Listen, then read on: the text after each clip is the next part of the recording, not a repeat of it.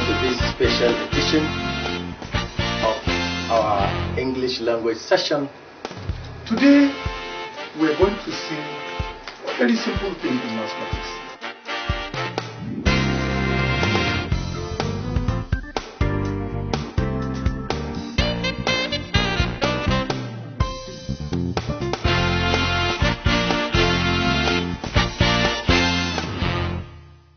Hello viewers, welcome to a fresh package of this particular program where we teach English by television.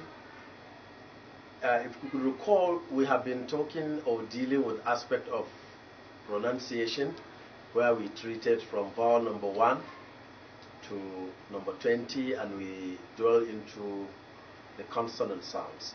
By way of revision, the vowel sounds are sounds that we produce with free flow of air from the lungs. All the vowel sounds are produced without any obstruction of the air. And I also told you that the consonant sounds are produced with either partial or total blockage of the air in the production of the sounds.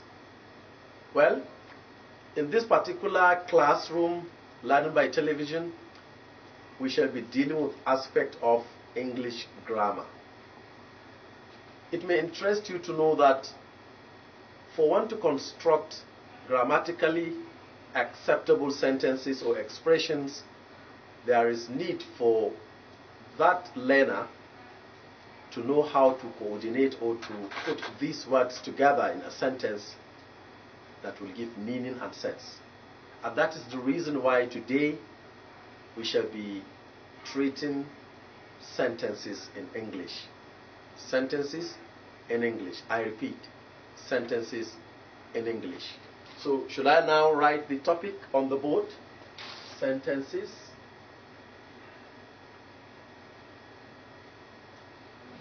Let me say sentences. My name is San Ahmed Sambo, and this program is being organized by the Nigerian Television Authority in conjunction with Muslim Student Society of Nigeria Zamfara State Area Unit as part of efforts to make sure that the students staying at home because of the coronavirus pandemic are not just left at home doing nothing. So we take learning to their doorsteps through the television. And once again, I invite you to join this class and learn one or two things in English language. So what is a sentence? We talk about sentences all the time. We talk of language. What is a sentence? The simple definitions you would have about sentence or on sentence is that they are words or expressions with complete meaning and sense. There are some few arguments among scholars whether a single word can be a sentence or it must be a group of words. That topic is not part of what we should be debating or talking about in this particular class. But we should be talking about sentence as a group of words with complete meaning and sense. But I will not bother with memorizing definitions. Rather, I will invite you into discussing what constitutes a very good sentence in English, and what are the steps for you to construct the sentence, and what do you need to know about sentence construction. And I believe this would help all of us in our effort to upgrade our English language or perform excellently well in the SSC examination, which is actually the main focus or the brain behind this particular program. So, like I said, a sentence is a group of words with complete meaning and sense. Before we go into talking about how these sentences are constructed, we need to bear in mind certain elements that will guide us in understanding what a sentence is. We have been hearing or have been reading about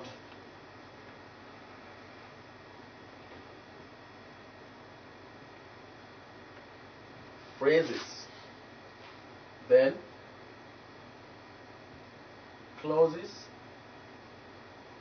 then we talk of sentences. We need to know what a phrase is, then what a clause is, before we now understand better what a sentence is. I wouldn't want to bring topics on parts of speech here. I want to assume that we all have a reasonable knowledge of the parts of speech that help us to construct good sentences. Just to refresh our memory, we have noun, pronoun, verbs, adverbs, adjective, preposition, conjunctions, and interjections, which every expression you make in English, it is either a noun, a pronoun, a verb, an adverb, adjective, preposition, conjunction, or interjection. It can be one out of these 8 parts of speech that the word could come from. So a phrase in particular is a particular aspect of a sentence or part of a sentence that has a very low rank in grammar. The grammatical rank of a phrase is lower when you compare it with a clause. And the grammatical rank of a clause is lower when you compare it with a sentence. What I'm trying to say in essence is that sentence has more grammatical status than a clause, and a clause has more grammatical status than a phrase. So what is a phrase? A phrase is a group of words that only perform a function of one part of a speech. I take this again. A phrase is a group of words that perform a function of one part of a speech. Maybe you have a sentence of this nature.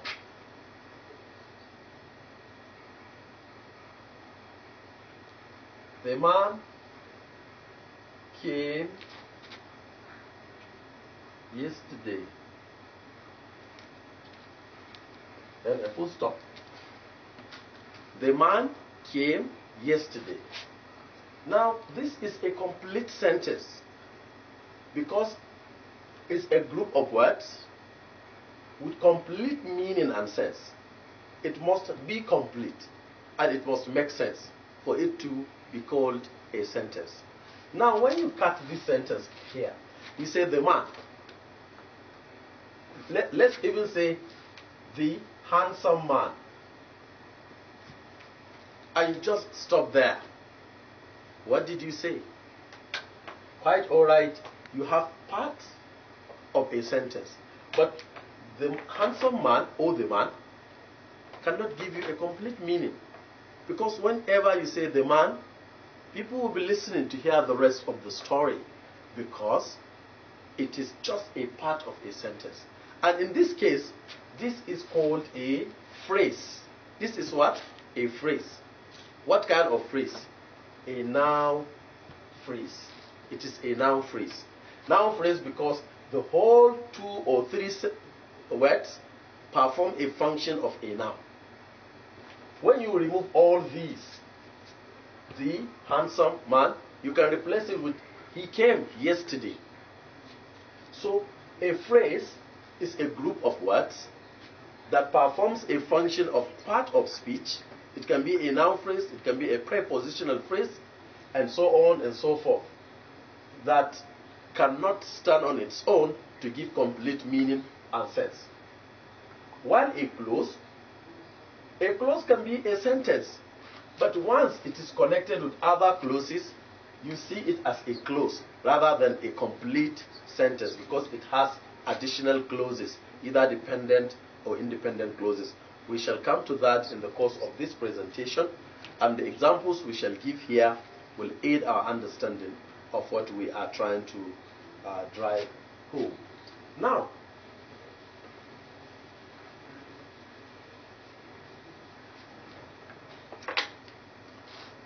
before we dwell into having examples, we need to understand that a sentence is made up of two parts.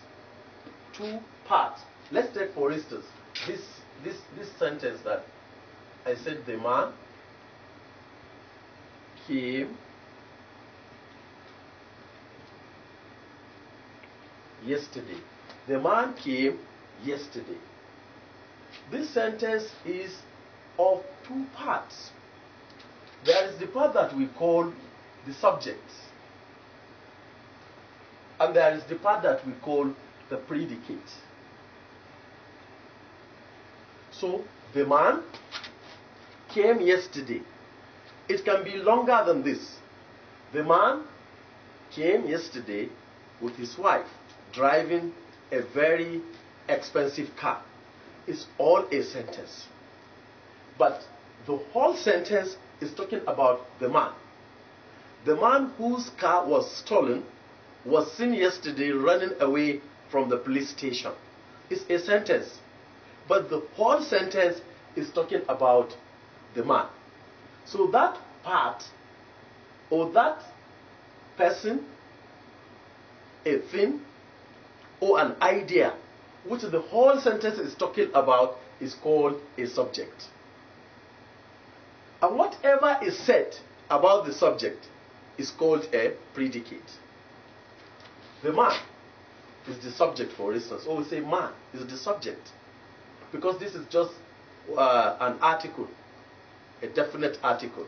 Whenever you see the, a, or an, what follows it might either be adjective and then noun, two adjectives and then noun, but definitely the function of this is to introduce a noun, mostly a common noun. I take advantage of your knowledge of parts of speech.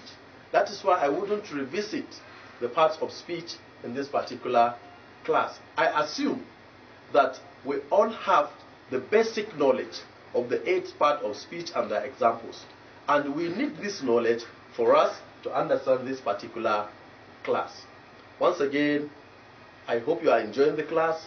And if you are just joining us this time around, we are having a class called Learning by Television, a production of Nigerian Television Authority, NTA GUSAU, in conjunction with Muslim Student Society, as an effort to make sure that the students staying at home because of coronavirus pandemic are not left doing nothing at home. So I will also advise students and interested viewers to take a pen and a paper, because in the course of this presentation we shall be doing some few things to make sure that everyone is carried along in the course of this classroom. So the man came yesterday. So came yesterday, if this part is from here to Abuja, all is called a predicate. Whatever is said about the subject is called a predicate. Then the subject is that person or a thing which the whole sentence is talking about. So if you say the man, the tendency is one may ask you, what happened? You say, came yesterday with his wife driving an expensive car. So that which you are asking is called a predicate. So let me say once again that the subject of a sentence is the person or a thing which the whole sentence is talking about. And the predicate is that part of a sentence which talks about the subject of the sentence. Some people will say the subject is the doer of the action. Well, in some cases we can close our eyes to say that, but let us understand that some sentences talk about people without mentioning any action that they have performed. So let's just say that a predicate is that part of a sentence which talks about the subject. I hope this is very well understood. And then we now go into sentences.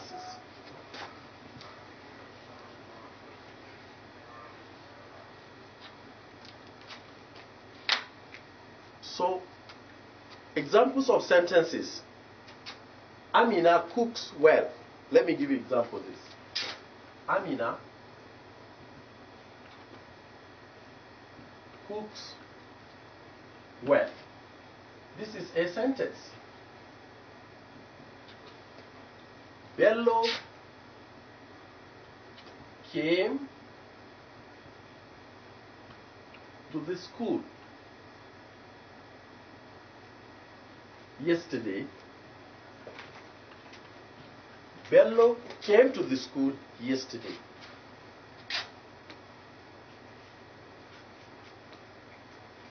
My pen has been broken by my friend. Is also a sentence. Number 4. If the man comes,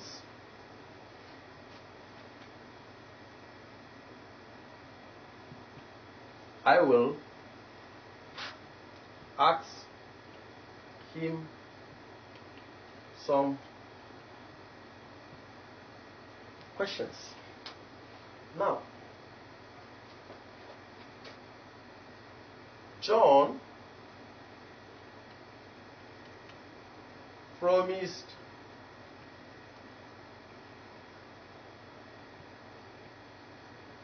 to come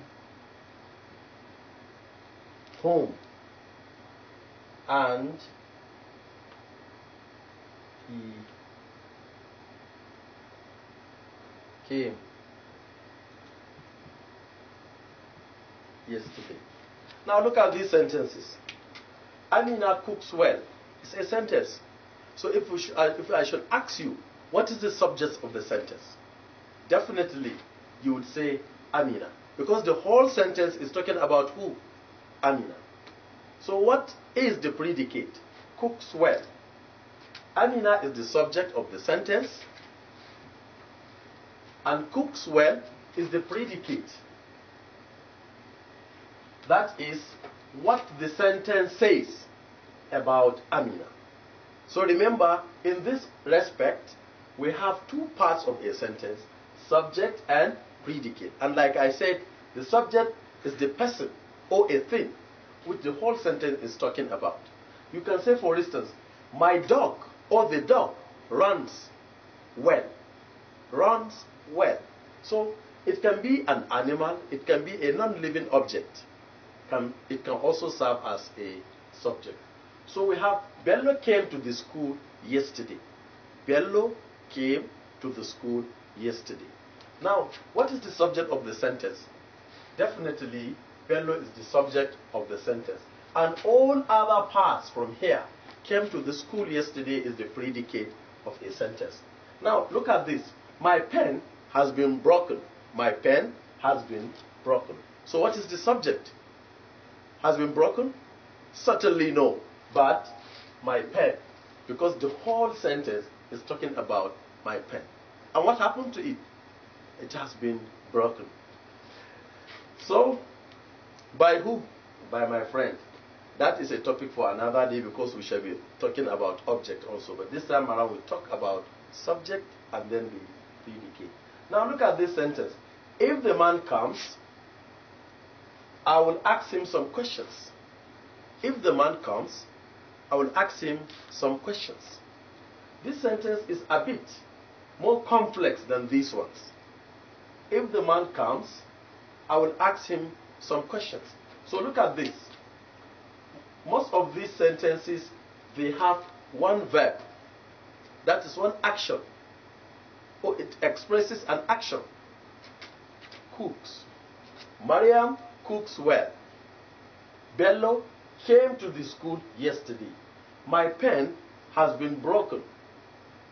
If the man comes is a verb, is an action. I will ask him some questions. Ask is another verb. John promised, which is a verb, to come home, and he came. So you can see some sentences may take one verb, some may take two, some may take more than that. And there is a way, grammatically acceptable ways, that they are connected. These are the examples of a sentence without giving you any explanation on how they are different. So, when you look at a broad classification of sentences, they can be divided into two based on their functions and based on their structure. And this is what we shall look at very briefly before we now give further examples on this.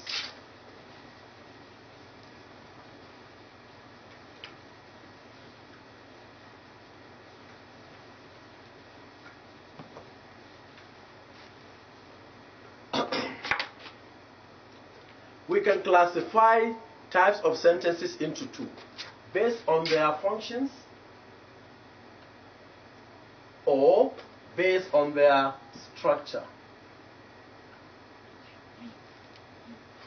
Based on their functions, we have declarative sentences. Declarative sentences. These are sentences that just make a statement. The sentence is just a statement.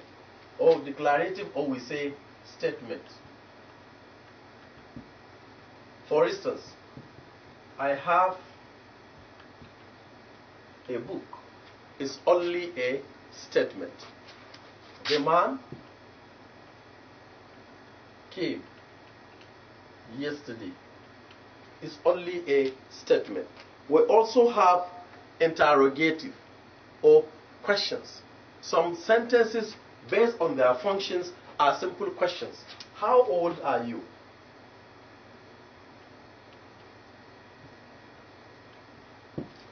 Question mark.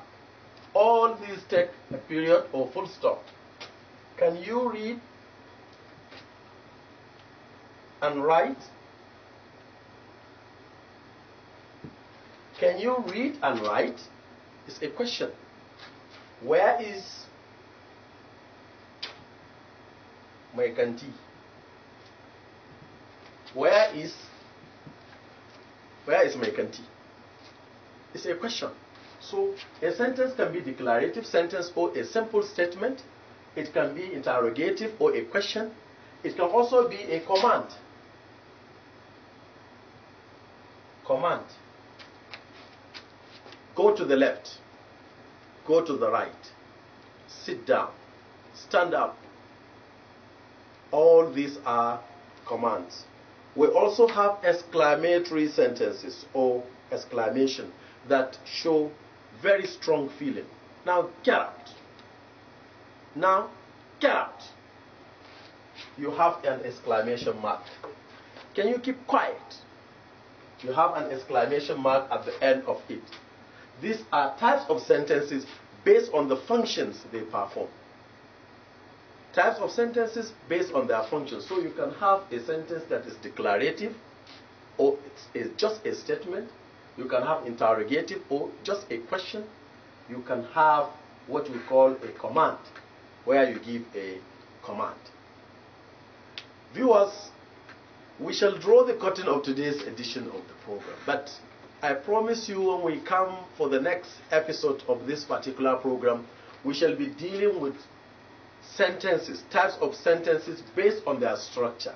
What we have just seen here is types of sentences based on their functions. Before we finally go, I would like to review very quickly what we discussed in this particular class, and I hope that parents at home, students, and interested viewers will pay attention and then encourage our students to learn. The fact that you are staying at home for the past almost 5 months should not make you become complacent about learning. You need to learn and learn and learn and read. Sentences are a group of words with complete meaning and sense. They are divided into two. Every sentence may be divided into subject and predicate. The subject is that part of a sentence or is that person or a thing which the whole sentence is talking about. And the predicate is whatever is said about the sentence. These sentences can be grouped into two, either based on their functions or based on their structure. Based on their functions, we have declarative, interrogative, or questions, and we also have commands and then statements. These are based on their functions. When we come next week, we shall be dealing with simple sentence, compound complex, and complex sentences. Thanks for watching. Keep on reading. My name is Ahmed Sambo, saying goodbye.